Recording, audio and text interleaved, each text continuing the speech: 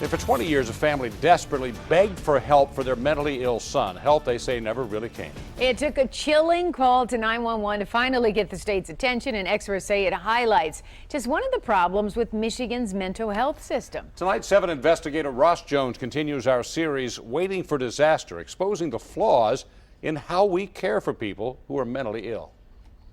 I just had not slept in weeks, just worrying about him, and I kept praying to God that he would take care of him. Ron Rudy's mother is so ashamed of what her son did that more than 6 months after it happened, she still can't show her face. Well, this isn't quite the way I wanted God to take care of him, but what else is there? What happened at this home in Clinton Township horrified police, investigators, and everyone who set foot inside.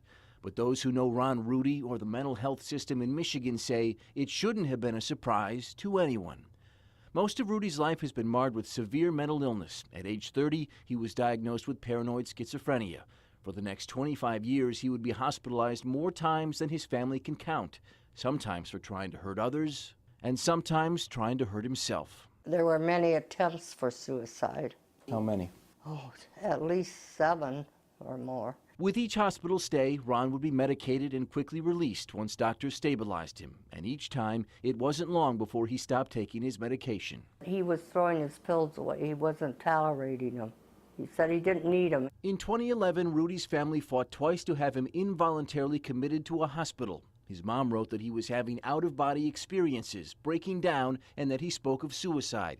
A doctor concluded he would likely seriously physically injure himself or others.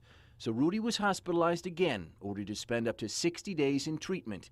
He was released after only 13.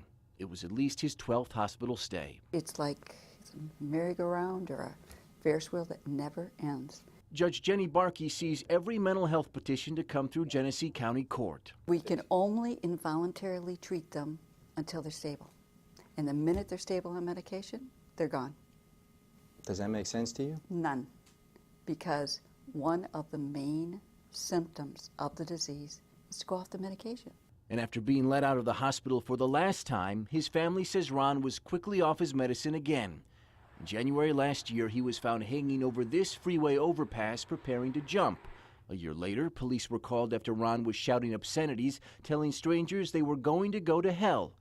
Earlier this year, Ron's mother called the Macomb County Community Mental Health Crisis Center, convinced Ron was about to do something awful. I said, I have a son that needs help. He's not taking his medication for bipolar, and I wondered what I could do. But without clear evidence Ron would hurt someone, his mother was told there was nothing that could be done. Days later, records show police were called again, this time because Ron was standing outside his home swinging a baseball bat near a young woman. Police were called. No action was taken. 911. I've been stabbed. You've been stabbed by who? My friend, You know his name? Ron Rudy. The next day, after more than a dozen hospitalizations and scores of calls to police, Ron walked up to his roommate wielding a hunting knife. Why did he stab you? He's been off of his medication.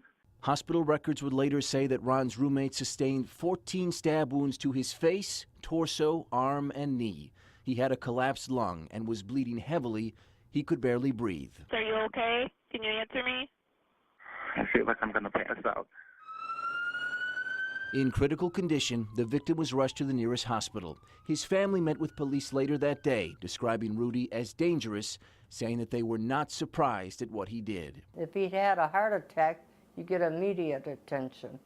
But mental health doesn't get that.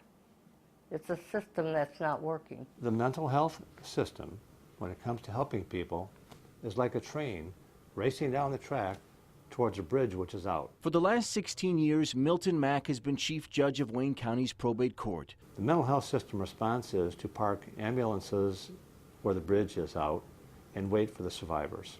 We wait and pick up the casualties when it's all over with.